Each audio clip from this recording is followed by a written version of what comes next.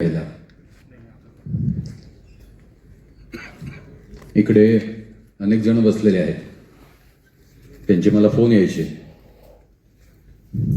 माणिकरावजी आपण इकडे आहात, काही मागे विषय होता. एकदम त्यांनी दरडावून मला सांगितलं तर तुम्ही स्वतः त्यात बघायचंय, कुठलाही काही प्रॉब्लेम नाही झाला पाहिजे. आमदार मॅडम या ठिकाणी आहेत.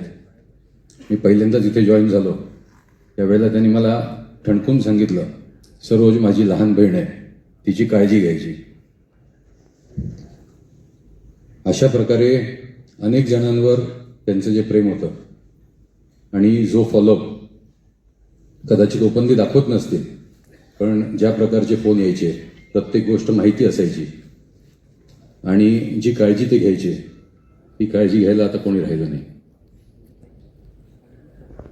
आपण सर्वजण, आणि मला पोरकं झाल्याची भावना आहे,